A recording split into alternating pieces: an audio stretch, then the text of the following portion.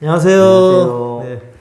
안녕하세요. 마을교육공동체 TV 마을교육 활동가를 만나다 진행자 김태정입니다. 오늘은 제가 춘천에 왔습니다. 오늘 춘천 인터뷰 세 번째 우리 윤희원 센터장님을 모시고 이야기를 나누도록 할 건데요. 그래도 본인 소개는 직접 우리 시청자분들한테 해 주시는 걸로 하겠습니다. 선생님 본인 소개 부탁드립니다.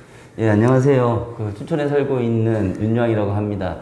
저는 지금 현재 재단법인 춘천시 마을자치지원센터라는 곳에서 센터장으로 일하고 있고요. 원래 시작은 저는 지금 시골에 살고 있는데 한 18년 전에 농촌마을로 귀농해서 네. 별빛 교육공동체 활동을 오랫동안 하다가 작년 7월부터 지금 마을자치지원센터의 센터장으로 일을 하고 있습니다. 네. 제가 윤 센터장님을 처음 뵀을 때는 별빛 학교, 예. 그렇죠? 별빛 마을교육 공동체 그때 뵙는데 어느 날 명함이 바뀌었어요. 그래서 제가 깜짝 놀랐는데 이제는 춘천시 차원에서 활동을 하고 계시는데 그 귀농해서 그동안 별빛 학교에서 어떤 활동을 하셨고 또 어떻게 해서 여기 센터까지 오게 되시는지 그 얘기를 약간 더 우리 궁금하신 분들이 많을 것 같아서 말씀 예. 부탁드립니다. 2003년으로 기억이 되는데요. 제가 도시에 살다가 귀농의 꿈을 안고 대학교 때 농아를 갔던 지금 살고 있는 춘천시 외곽의 농촌마을로 귀농을 했습니다. 아, 대학 때 농아를 한 농아했던 지역입니다. 재밌는데요? 예, 그래서 어쨌든 농사를 지려고 갔기 때문에 열심히 농사 배우고 또 토지 농지도 늘려가고 또 아이도 낳고 이제 마을의 주민으로 살면서 그렇게 좀 행복한 나날을 보내고 있었는데요. 어느 날 마을의 아이가 학교 방과 후에 집으로 돌아가다가 교통사고로 사망하는 사건이 저희 마을에 있었어요. 이제 제 귀에까지 그 얘기가 들렸고, 이거는 사회적 타살이다라는 생각이 됐어요. 방과 후에 지금처럼 돌봄이나 무슨 방과 후 활동들이 많지 않을 때였고. 2000년도 초반이니까. 예. 그래서 부모님들 다 농사지니까 아이들이 학교에서 이제 학교 끝나고 놀다가 아이들끼리 귀가를 하는데 어스름할 때 농촌 마을의 농로길들이 아스팔트 길인데 인도가 잘 확보되어 있지 않습니다. 그러니까 도로인데 인도 없는 도로. 예. 그러니까 아이들은 그냥 그 길 따라서 등하굣길인 거죠. 가다가 덤프트럭에 의한 사건이 발생을 했고, 야, 이 상태는 안 되겠다. 죄 없이 이렇게 언제든지 발생할 수 있는 문제여서 이제 학부모님들을 쫓아갔죠. 그래서 학부모 회장님을 만나서 이러저러 우리 대책을 세워야 되지 않겠냐? 그래서 작은 공부방을 만드는 게 시초였습니다. 그래서 작은 공부방을 만들고 방 중에 또 학기 중에도 방과 후에 이제 학교 끝나면 아이들을 우리가 직접 스스로 좀 돌봐보자. 이렇게 시작된 게 계기고요. 그것이 조금씩 커져서 나중에 사회적 협동조합을 만들게 됐고, 학생 수가 줄다 보니까 뭐 대책이 없을까 또 고민을 하게 됐죠. 그러면서 농촌 유학이라고 하는 그쵸. 예, 도시에 있는 아이들이 시골에 와서 1년씩 전학을 와서 작은 학교를 살려내고 작은 마을에는 활력을 주는 그런 프로그램도 같이 진행하게 됩니다. 그래서 지금까지도 하고 있습니다. 그 아이들과 또 그 아이들로 인해서 귀농귀촌한 부모들이 지금 현재 저희 송화초등학교, 마을에 있는 송화초등학교의 송화초. 예, 그걸 다수를 차지하고 있습니다. 올해 여기서 난 아이들보다 외지에서 여기서 와서. 그러니까 지금 현재 2021년도 지금 보면 42명의 아이들이 송화초등학교를 다니고 있는데요. 토박이 아이는 3명. 나머지 아이들은 지금 농촌 유학을 와 있는 아이거나 또는 이제 교육의 환경이 작은 학교를 추구하는 부모님들이 계시죠. 이사 온 분들, 또 농촌 유학을 왔다가 아예 정착한 분들. 정착까지. 그래서 이제 학교를 살려내고 있는. 그렇게 이제 시골에서 열심히 교육센터 활동을 하다가 작년에 이제 민선 7기 들어서면서 작년에 시장님께서 이 재단법인으로 주민자치 또 마을공동체 활성화를 위한 저희 마을자치지원센터를 만들게 됐고요. 제가 시골의 작은 마을에서 그런 활동들을 한 것들이 조금 이렇게 눈에 띄었는지 도시도 그렇게 만들어야 되지 않을까? 또 그런 거에 또 경험이 있으니 좀 일을 하면 좋겠다. 그래서 제가 작년 7월부터 여기 마을자치센터에서 일을 하고 있는데 근데 공교롭게도 강원도교육청에서 진행하고 있는 행복교육지구 사업에 춘천이 18개 시군 중에 마지막으로 작년에 MOU를 맺었습니다. 그렇더라고요. 그래서 올해부터 공교롭게도 저희가 이제 공동체 팀도 있고 마을 공동체 활동을 하다 보니까 그 행복교육지구 사업을 저희가 위탁을 맡게 됐어요. 그래서 올해 마을교육 공동체 행복교육지구 사업을 또 진행하는 이제 그렇게 된 상황이 좀 발생을 했고요. 저는 또 원래 마을에서 그런 일을 하다 보니까 그에 대한 이해나 이제 현장에 좀 목소리 좀 귀 기울이고 민관이 진짜 어떻게 하면 같이 할 수 있는지 중간 지원 조직으로서 이제 그런 고민들을 하면서 한 발 한 발 일을 하고 있습니다. 네. 말씀드리신 것처럼 이제 춘천 같은 경우는 민간에서 활동하시는 우리 윤여한 선생님이 이 재단의 상임이사이자 또 센터장 역할을 이제 겸직을 하시는데 흥미로운 것은 주민자치나 마을 공동체 사업을 하는 이 중간 지원 조직이 혁신교육지구 사업도 같이 수행해 나가는 아주 새롭고 재미난 모델을 만들고 있어요. 장점도 있고 단점도 있을 텐데 올해 늦게 이제 비록 춘천이 혁신교육지구, 행복교육지가 되긴 했는데 어떤 사업 올해 좀 주력 사업입니까? 코로나도 많은 어려움이 있으실 텐데요. 어떤 것들 주력하시는지요?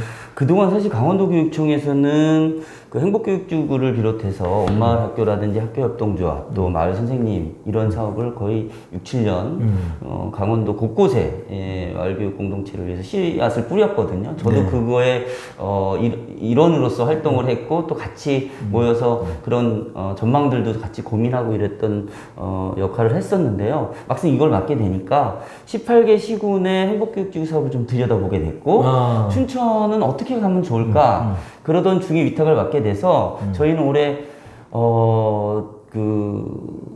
지역 특화 사업을 통해서 읍면동 단위에 읍면동. 그러니까 춘천은 도농복합도시에서 읍면동이 다 있습니다. 춘천시라고 알려져 있지만 사실 읍면동이 다 같이 있는. 외곽은 농촌 10개의 읍면이 있고요. 15개의 동이 있습니다. 그래서 지금 당장은 다는 아니더라도 일단 읍면동 생활권 단위의 마을 교육, 우리 마을의 아이들을 우리 마을이 키워보자라고 하는 그런 다양한 주체들이 좀 형성이 돼야 되겠다. 그쵸. 그래서 최근에 보니까 교육부나 또 강원도교육청도 교육생태계 조성이라든지 교육자치, 마을 교육자치라는 말들이 많이 나오고 있잖아요. 그거를 좀 한번 해보자. 그래서 올해 5개 읍면동 지역에 공고를 냈어요.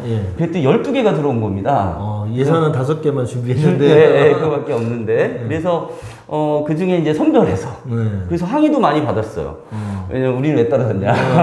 그래서 일단 어쩔 수 없이 5개 지역을 선정을 해서 시범 사업이다 보니까 우리 봄내 동동이라고 해서 우리 동네 동동. 아까 그 첫 번째 인터뷰한 우리 최근 선생님하고 동동의 의미에 대해서 다이어다라는데 오늘 동동의 의미를 좀 나올 수 있기 원래는 4가지요. 동동동동으로 하려고 그랬어요. 그래서 너무 길다고 동동이요? 아이동, 마을동, 움직일동, 함께할동. 드디어 미스터리 풀렸습니다. 맞습니다. 그래서 그 동동 사업을 통해서 마을에서 아이들이 함께 뭔가 움직이고 생활한다. 이런 의미를 좀 담고 있고요. 되게 다양한 형태로 동동 사업들이 각 지역에 맞게 진행이 되고 있고요. 다만 특징적인 것은 개별 공동체 지원 사업이 아닙니다. 읍면동 단위에 그럼 연계 연합 거버넌스 3개 단체 이상 3개 단체 기관 모임 학교 그래서 어떤 면에 어떤 동에 학교도 있고 거기는 주민자치회도 있고 또 학부모 조직도 있고 또 사회적 협동조합 같은 교육단체들도 있는데 이 단체들의 3개 단체 이상이 모여야지만 이게 신청할 수 있는 자격을 줬습니다. 그래서 마을의 교육생태계라고 하는 것은 한 단체나 한 학교가 잘한다고 되는 문제가 아니잖아요. 그럼요. 그래서 그거를 좀 이 동동사업을 통해서 좀 유도하고 좀 해보자고 좀 제안을 했던 것이고요. 사실 현장에서는 주민자치하고 그동안 학교하고 만날 일이 없었어요. 그런데 이 3단체 이상이 되니까 서로가 좀 다가가는 계기가 됐고 한번 같이 해봅시다 손을 잡고 그래서 실제로 5개 지역이지만 실제로 거기에 참여하는 학교, 주민자치 조직, 그 다음에 학부모 조직, 또 교육단체들이 총 27개가 5개 읍면동 지역에서 뭉친 거죠. 그렇죠. 3개 이상이다 보니까. 그래서 지금 한 이제 반년이 지났잖아요. 반년이 지나서 현장들을 돌아보니까 되게 다양하고 다이나믹하고 재미있는 그리고 저희가 이제 또 하나 특징적인 건 저희가 이런 사업 해라라고 지침이 없습니다. 어디는 공간이 필요하고 어디는 프로그램이 필요하고 어디는 사람이 필요하고 어디는 같이 협의하는 공부 모임이 필요하고 이게 되게 다양한데 그것들 마음껏 자유롭게 자치적으로 사업계획서를 작성하고 그것이 제출되고 그걸 또 사용할 수 있게 했던 것이 조금 주요한 특징 중에 하나가 아닐까. 그래서 5개 지역이 다 다른 형태로 진행이 되고 있는 것이 저는 오히려 좀 흐뭇하고 보람이 있는 것 같습니다. 획일적이지 않고 지역의 구체에 근거한 자발성인 사업 제안들인데 그 중에도 눈에 띄는 것들 정도 한두 개 소개할 만한 어떤 사업 아이템이 어떤 것들을 진행하시나요? 그분들은?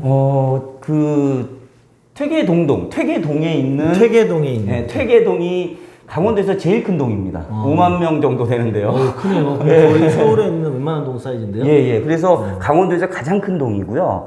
퇴계동에 주민자치회가 있습니다. 그러니까 저희 마을자치지원센터에서 지금 13개, 또 플러스해서 전환협의체까지 하면 21개의 읍면동의 주민자치회를 지원하는 업무를 또 하고 있거든요. 그렇죠. 주민자치팀이. 예, 주민자치팀이 그걸 하고 있는데, 그 생활권이 읍면동 단위 주민자치회가 강제로는 아니지만 좀 마을에 그런 돌봄 문제, 아이들 교육 문제 좀 관심을 가졌으면 좋겠다라고 하는 개인적 마음이 있었는데 퇴계동동이라고 하는 브랜드명을 가진 이 교육 사업을 하게 된 겁니다. 그래서 공동육아 하는 협동조합. 공동육아. 예. 그리고 또 한봄 사회적 협동조합 교육단체죠. 거기랑 퇴계동 주민자치회가 함께 구성을 해가지고 사업계획서를 쓰고 제출을 한 거예요. 그래서 선정이 됐는데 희한한 건 방학 돌봄이 하도로 떠올랐습니다. 근데 방학 기간에 돌봄. 예, 방학 기간에. 그래서 구해줘 방학입니다, 이름이. 구해줘 방학. 예. 그래서 그거를 하는데 이분들이 모여서 이제 온갖 곳을 찾아다닌 거예요. 공간을 확보하려고. 그런데 마침 그 강원도에서 최초로 초중 통합 학교가 개교를 했거든요. 초중통합학교. 혹시 김인록 장학사님 예, 맞습니다. 예, 교감 선생님 계신. 네. 저도 찾아가서 부탁도 드렸고 또 교장 선생님, 교감 선생님 또 그 얼마나 불편한 일입니까? 막 개교했는데 아직 또 공사도 안 끝났는데 교실을 열어준다는 게. 근데 주민자치 회장님도 찾아가고 동장님도 찾아가고 또 이런 교육단체 활동가들도 찾아가니까 아주 흔쾌히 교장 선생님과 교감 선생님들이 논의해서 그 교실 4개를 내주신 거예요. 다음번엔 제가 그 학교를 인터뷰를 해야겠네요. 너무 좋습니다. 그래서 4개를 내줬다고요? 제가 2번이나 가봤는데 아이들이 총 60명이 한 반에 다 15명씩 해서 60명이 돌봄을 받고 있고 너무 학부모님들도 좋아하시고 언론에서도 관심을 많이 갖고 있고 그래서 이 외에 제가 퇴계동동을 좀 예를 들냐면 주민자치회와 교육단체인 사회적 협동조합과 사회적 협동조합. 학교가 거기다가 동장님이 퇴계동의 동장님이 너무 이걸 좋아하시는 거예요. 이거 사실 일반직 공무원이 쉽지 않은데 쓰신 분이네요. 왜 그러냐면 그 동장님이 올해 동장님으로 승진해서 가셨는데 그 전에 저희 단체 센터를 만든 시민주권과의 담당 계장님이셨어요. 그 기본 마인드가 있으신 기본 마인드가 있으신 거죠. 아주 열심히 하세요. 그래서 이걸 어떻게 하면 연결시켜 주려고 노력을 같이 하시는 거죠. 이게 정말 보기 드문 경우거든요. 그 마인드 있고 껴있는 공무원 역할이 그게 중요합니다. 그래서 저는 사실은 그동안 민관학 거버넌스라는 게 과연 가능할까? 사실 부정적인 게 지금도 좀 더 많은데 퇴계동동을 보면서 야 이렇게 하면 정말 우리가 꿈꾸는 마을 돌봄, 마을 교육이 될 수 있지 않을까라는 희망을 보게 됐어요. 그게 아주 그래서 저는 퇴계동동을 어디 가서 자랑스럽게 아직 시작이지만 좀 자랑하고 싶습니다. 제가 9월달이든 10월달이든 한번 또 이 강원도 방문할 일이 있으면 그때는 어떻게 해서든 김인원 장학사님도 뵙고 이 퇴계동동 그것도 한번 들여다봤으면 기회가 있었으면 좋겠습니다. 말씀을 좀 이어가 볼게요. 그 마을교육공동체, 마을공동체, 혁신교육지구, 행복교육지구 다양한 이름이긴 합니다만 결국은 공동체적 관계를 만들어나가는 과정인데 또 학교 배움만으로 이제는 우리 아이들 성장과 발달을 온전히 지원할 수 없다 보니까 지역사회 함께 협력하는 모델들이 계속 늘어나고 있잖아요. 벌써 올해만 해도 190개 기초지방자치단체가 혁신교육지구 사업을 다양한 이름으로 참여하는데 우리 선생님 계속 이 일에 활동하시면서 이게 장기 지속하기 위해서 또 지속가능한 발전을 위해서는 어떤 것들이 과제고 어떻게 해결해 나갔으면 좋을지 한번 그 의견을 좀 청해 듣겠습니다. 어려운 문제인 것 같아요. 많은 그 마을교육 공동체 또는 미래교육을 연구하시는 연구자분들, 또 교수님들, 또 정책하시는 분들, 또 장학사님들이 많은 고민들 속에서 이미 10년 이상을 이렇게 하고 있는데, 뭐 이렇게 도깨비 방망이 같은 건 없는 것 같습니다. 다만 지역의 상황에 맞게 다양한 풀뿌리 조직들도 만들어지고 정책들도 생산이 되고 제도들도 좀 보완해 나가고 있는 과정이라고 저는 생각이 들고요. 하나 이제 좀 제가 제안하고 싶은 건 지속 가능하다라고 하는 거는 어쩔 수 없는 시대적 흐름인 것 같습니다. 그러니까 네. 학교의 정규 교육 과정은 여전히 학교의 몫이고 역할이에요. 그런데 그것만 가지고 과연 아이들이 올바르게 성장하고 또 지역으로 보면요. 서울 수도권을 제외한 나머지 지역은 이 교육 문제에 앞서서 지금 지역 소멸, 인구 소멸의 문제들이 그렇죠. 지방 소멸의 위기. 예. 그럼 이거를 해결하는 다양한 방법들을 하고 있는데 그 중에 하나가 전 교육 문제라고 생각합니다. 지방 소멸에 대응하는 여러 방법 중에 중에 하나가 하나가 교육이다. 예, 저는 아까 말씀드렸던 것처럼 뭐 농촌 유학이나 교육의 환경의 질 개선을 통해서 물론 서울에 있는 큰 학교처럼 크지는 않지만 학교가 유지되고 폐교육의 학교가 유지되고 지역 인구가 늘어나는 시골의 작은 마을의 사례를 보면서 이게 모든 지역의 대안일 수는 없지만 마을 교육으로 또 아이들의 건강한 성장과 교육의 질을 담보할 수 있다면 분명히 지방 살리기도 되고 지역 소멸의 길도 좀 막을 수 있는 어떤 가능성이 있지 않을까. 그래서 그런 흐름 속에서 공교육은 어쨌든 학교에서 정규 수업 과정에 정말 충실하게 아이들 좀 잘 돌보고요. 그 정규 수업을 제외한 나머지 시간들 그것을 마을에서 또는 지역에서 다양한 경험과 또는 돌봄을 통해서 아이들이 종합적인 성장체인데 좀 마을로 나와서 마을에는 그것을 아이들을 돌보고 성장시키는 어떤 인적 자원, 물적 자원, 또 환경적 자원이 있지 않습니까? 그래서 그동안 교육은 다 학교의 몫으로, 선생님들의 몫으로만 그냥 책임 방기했다고 하면 이 행복교육지구, 혁신교육지구, 마을교육 공동체를 통해서 마을이 그 일정 정도 책임을 좀 맡고, 그 과정에서 학교와 지역이 또 중간지원조직과 마을 활동가들이 함께 모여서 연구하고 같이 이야기를 나누는 저는 그렇게 된다고 하면 어쨌든 아이들은 계속 할 거고 공교육도 살고 마을 교육도 살 수 있지 않을까? 이제 그런 생각을 좀 하게 됐습니다. 네. 그러니까 분업과 협업 그리고 그것이 가능하게 하는 거버넌스 이게 이 마을교육 공동체 혁신교육 지속 가능하다고 보시는데요. 어떠세요? 중간지원조직에서 이제 활동하시다 보니까 애로점도 있으시잖아요. 중간지원조직이 장점도 있고 강점도 있다면 어떻게 말씀을 해보실 수 있을까요? 장점은요. 이런 말씀 드려서 좀 그런데 제가 현장에서 돈을 만들었어야 됐어요. 네. 센터를 운영해서 월급 선생님들 생활비, 저희는 활동비라고 얘기를 하는데 활동비도 만들어야 됐고 공모사업 프로젝트도 내야 됐고 또 공간에 대한 자원의 부족 때문에 공간을 찾아서 여기저기 다니기도 해야 됐고 또 저희는 이제 시골 마을이다 보니까 인적 자원이 풍부하지 않아요. 그래서 그만두게 되면 어디서 젊은 친구들 좀 활동가를 좀 찾아서 하는 이런 고민들이 주된 거였다면 지금 중간지원조직은 그야말로 그런 자원적인 부분에서는 그렇게 큰 걱정을 하지 않아도 되겠다. 그것이 되게 좋은 장점이고 또 하나는 중간지원조직이 있다 보니까 행정을 좀 알게 돼요. 그렇죠. 행정을 파악하죠. 그리고 돌아가는 시스템도 알게 되고 또 현장에 있었다 보니까 저희 이제 민간 활동가들로 여기가 채워져 있는데 민간 활동가들은 현장을 알지 않습니까? 그러다 보니까 현장의 이해와 요구 또 목소리들의 조금 더 밝게 귀를 열고 그들을 대변하기 위해서 그래서 정말로 말 그대로 중간지원 조직으로서 자칫하면 애매해질 수 있는데 이것만 잘 좀 조정하고 잘 판단한다면 관과 또 현장의 중간 다리 역할을 충분히 할 수 있을 거라고 생각이 들고요. 어려운 점은 그런 거예요. 저희가 민간 재단법인이다 보니까 아무래도 행정과의 능숙하지는 않잖아요. 그렇죠. 그런데 또 행정에 뭐 관리라는 표현은 좀 그렇습니다만 행정에 계속 뭔가를 보고하고 의회에 출석도 해야 되고 그런 시스템을 계속 따라가야만 하는 어떤 자유롭지 못한 현장은 굉장히 자유롭잖아요. 근데 여기는 그런 규정이나 제도들이 있으니까 그걸 좀 지켜나가야 하는 부자연스러움에 대한 고민들이 있고요.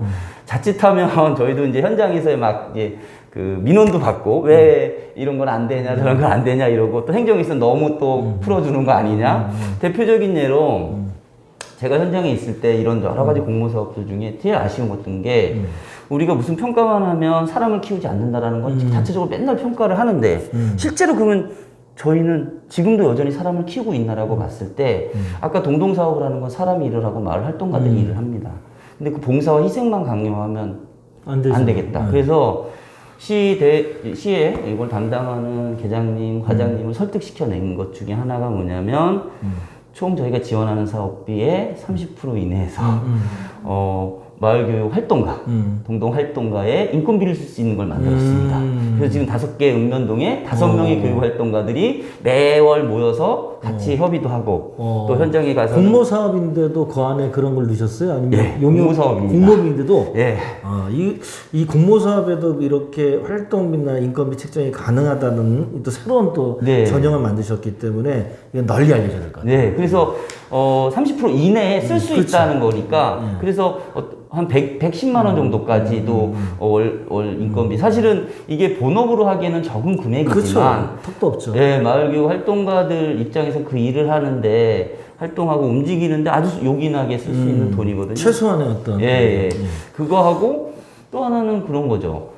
공간이 되게 부족하고 제가 인천에 2년 전인가요? 인천교육청에 그때 오셨죠? 예, 가서 공간에 대한 이야기들을 하러 저도 갔었는데 공간에 대한 요구들이 되게 많은데 저희가 건물을 턱턱 지어줄 수는 없잖아요. 그렇죠. 그래서 저희 이 보조 사업이면 이 금액 안에서 25% 이내로 그것도 임차료 또는 그렇죠. 리모델링 공간을 바로 못 만드니까. 예. 그래서 임차료까지 쓸 수 있게 열어놨습니다. 그럼 공간 리모델링도? 예, 리모델링도 가능하고요. 예. 아주 소모품, 일회성 소모품비는 다른 재료비로 쓰면 되고 네. 공간에 대한 것들은 그렇게 쓸 수 있다라고 열어놓고 나니까 현장에서 되게 이런 게 그렇죠. 있었네. 그래서 굉장히 좋은 반응이 왔었거든요. 그래서 사실은 저희가 불법이나 탈법 또는 보조금 지침을 어긴 게 아닙니다. 충분히 이게 가능한 일이었구나. 또 하나는 아마 시나 교육청에서 직접 집행을 그렇게 하다 보면 못했을 거예요. 그런데 저희 재단법인이 중간에서 위탁을 받으면서 그거에 대한 유연성을 만들고 그다음에 지침을 만들고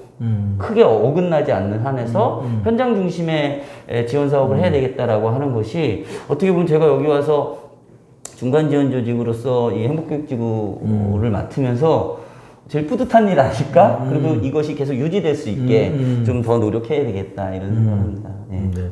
결국은 유연성을 확보하는 것이 중요한데 이 중간 지원 조직이라는 매개를 통해서 그런 부분들을 지금 현재 경계를 넘나들고 또 경계를 허물고 돌파를 하고 계신 것 같습니다. 이야기 이제 마지막으로 가볼 건데요. 저희 마을교육공동체 TV는 전국의 마을교육공동체 활동에 함께하고 계신 다양한 분들을 만나고 소통하는 채널입니다. 제가 이 꼭지를 어떻게 부족함에도 불구하고 맡아서 전국을 틈나는 데다 만나서 다니면서 이야기를 나누고 있는데요. 그분들한테 우리 윤 선생님께서 연대와 응원, 지지의 말씀 부탁드립니다. 네, 사실은 저는 오래도록 현장에서 마을교육공동체 활동가로 살면서 느꼈던 것, 또 중간 지원 조직에 와서 느꼈던 것, 또 많은 연구자분들, 또 정책을 만드시는 교육청 관계자분들을 만나면서 한결같이 잃지 않아야 된다라고 하는 한 가지가 있습니다. 그것은 현장 중심이라고 하는 거죠. 현장 중심이라는 건 자치적 방식, 그 다음에 사람을 키우는 활동가들을 키워내는 거. 이 두 가지라고 저는 보거든요. 근데 아직도 여전히 우리의 마을교육 공동체, 현재의 모습은 어렵고 또 일부 많은 활동가들의 봉사나 희생을 강조하는 어떤 현실적 여건이 있습니다. 그래서 이거를 좀 이 방송을 보시는 조금 정책을 만드시거나 연구자분들은 좀 더 고민해 주셨으면 좋겠고요. 우리 전국의 마을교육 활동가분들에게는 조금만 더 힘내자. 우리가 하는 일은 분명히 지금은 어렵지만 보람있고 반드시 뜻있는 미래교육으로 가는 길이 아닐까. 그래서 나중에 지나서 우리들이 돌보고 같이 함께했던 아이들이 어른이 됐을 때 이런 경험들을 또 누군가에게 전달하고 그 경험들이 다시 또 재현되는 그때를 기다리면서 정말 교육은 백년지대계라고 했는데 마을교육도 백년지대계다. 이 말씀을 꼭 드리면서 응원하고 지지한다는 말씀 꼭 드리고 싶습니다. 예, 감사합니다. 네. 아유, 고맙습니다. 마을교육공동체 TV는 이처럼 전국에서 현장을 묵묵히 일구고 있는 분들의 관심과 애정, 연대를 통해서 만들어집니다. 마을교육공동체 TV 구독 꼭 부탁드리고요. 좋아요. 꼭 부탁드립니다. 오늘 긴 시간 인터뷰해 주신 우리 윤현 선생님과 함께 박수를 마무리를 하겠습니다. 고생하셨습니다. 네, 감사합니다. 수고하셨어요. 수고하셨습니다. 끝.